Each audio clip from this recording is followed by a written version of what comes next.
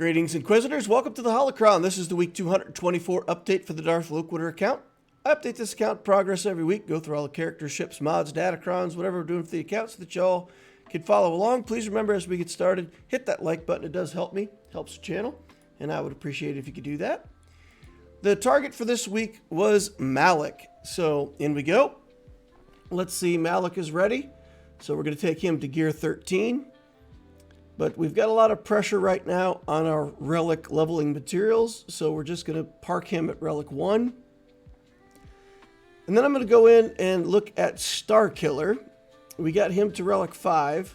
I would really like for him to be at relic 7 to have a little more confidence with the things that I expect Starkiller to be able to do. So we're going to go ahead and take him up to relic 7. Then we're going to go to the journey for Galactic Legend Ahsoka Tano. We're still working on the relic levels for Captain Enoch, so we're going to take him up to 4. And that's going to run us out of signal data for the week, so that's as far as we can take him this week. But we still have some relic levels to go on him for the journey. He's in a position now where we can start putting an Imperial Remnant team together under his leadership, so I go ahead and put the Zeta on that. I got some Kairos to spare here, so we're going ahead, we're taking General Syndulla up to gear 11. We'll use up a bunch of Kairos there. All the characters for the journey are now gear 11, and we're ready to go whenever we get them to gear 12. Shouldn't be too hard. All right, gray mods for the week. Not a lot to think about here. We get an 8-speed mod, but midway through the week, I kind of changed up what I was doing, so it's not a normal mod week this week. What I did was I noticed that I was building up a lot of materials for 6-dot mod slicing. So the component that I'm missing is just the basic components that you use to take mods to 6 dots in the first place. And those materials are also used in the slicing process. So those are the ones that I'm missing. So midweek, I just started farming those, so probably 4 or 5 days this week. I farmed nothing but 6-dot slicing materials to try to take advantage of being able to do more 6-dot slicing. So here we get a mod that doesn't quite work like we want it to. Here's another one that's 11 speed now, goes to 15 speed. Then we get it to go to 20 speed. At 6 dots, it's 21 speed. And we start slicing it up here. And it goes to 25 speed, so that's pretty nice. Take a 25 speed mod for the week. Then going into the purple and gold section, we get this mod that's 17 speed, and we slice it up a couple times. It's got health and potency percent on it, but we keep going into flat defense, so that's not great. So we try to calibrate it a couple times, and they both go into percent health. And this is really quite a bit of health on this mod. So I say, you know what? Let's go ahead and continue slicing this. So I don't normally slice mods past blue if they don't have at least 4 speed rolls on them. But here I do. I try one last calibration. So we got 5 rolls in health and 3 rolls in potency. So even though we didn't get the speed we wanted, I still think that's going to be a really good mod for somebody. Here we take another mod to 6 dots, 16 speed. We do a little calibration here at blue. We don't get it, so we're done with that mod for now. Here we've got a 15 speed mod, same thing, we take it to blue, and it doesn't really gain any more speed after that. Here's 4 rolls at 20 speed.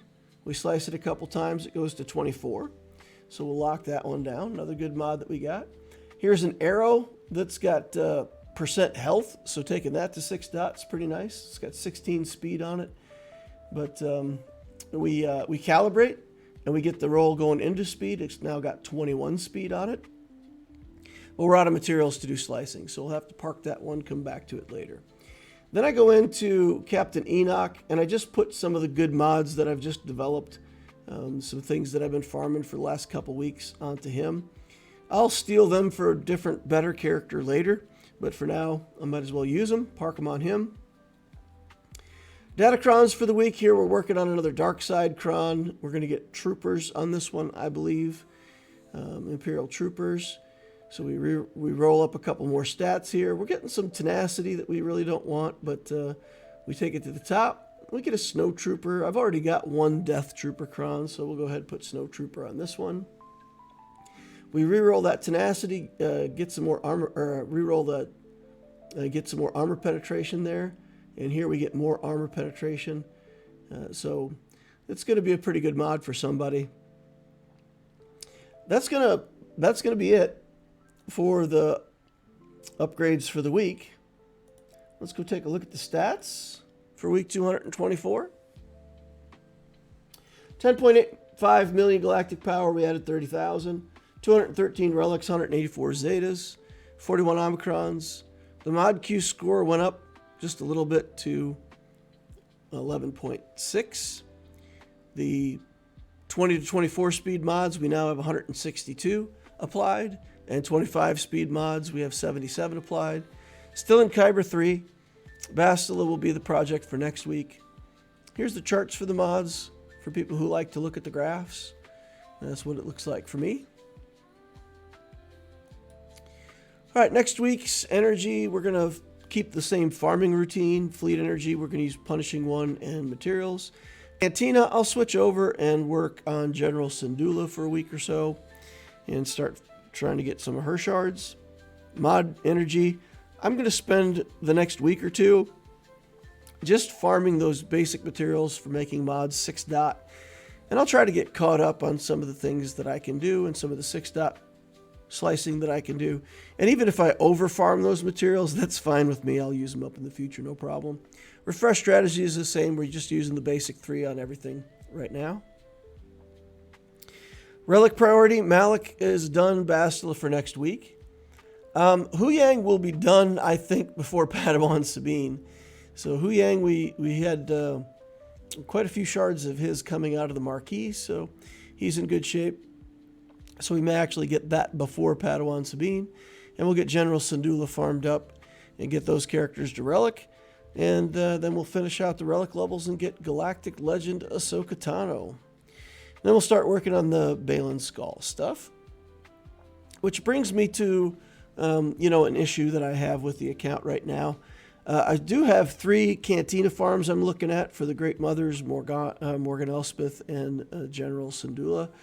There's going to be a lot of strain on my Cantina energy, so I won't get signal data during the time that I'm farming Syndulla, unless I split and do like some signal data farming. I'll get some out of the next round of Conquest, for example, but whenever I do a Cantina farm, it always sets me back a lot on signal data.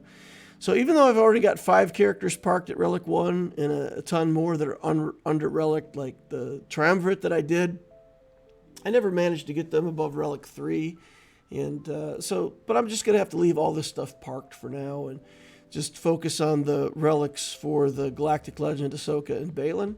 So that Relic 7 on Starkiller, I really would like to put Relic 7 on Malicos as well, but I have to just dial it back, focus on those 2 unlocks, get Baylan, get Galactic Legend Ahsoka, and by then we'll have a better idea what we're doing with Bad Batch.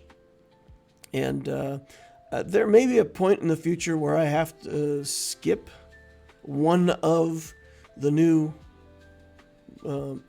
episodes. One of the new character introduction cycles. If I ever want to build Leviathan, I have to be able to afford these relic levels on Leviathan. So unless Bad Batch is something where there's not really a journey or not other characters required, and maybe I could build them at Relic 3 and just have them, that would be interesting, and then I could do Leviathan. But if it's going to continue to be that there's like something linked to the new characters and they all have to be Relic 5 to Relic 7, then I may actually have to skip a cycle somewhere in order to get those high relic levels put onto the characters that are relevant for the Leviathan journey. So it's a long way off in the future, but I like to think forward, think through things, and take a look and see if there's any way that we can, make all this happen at once efficiently. But I think with as much pressure as I have on my Cantina farms right now, that maybe that's just something I'll have to do in the future, is skip a cycle somewhere. All right, that's going to wrap up the week 224 update for the Darth Loquitur account. Thank you all for coming and watching. I appreciate each and every one of you. Please remember to hit that like button on the way out if you didn't hit it on the way in. Subscribe to see more of my stuff in the future. Notification bell. You guys know the drill. Our Discord's a pretty nice, safe place for newer players. So if you're new to the community, you can come over there, hang out, get answers to a lot of your questions. There's a lot of helpful people. And there's an Ask Loquitur channel. You can get in there, ask questions for me directly, and I'll try to help you when I get a chance. Hope to see you over there. Thank you all for watching, and we will see you in the next Holocron.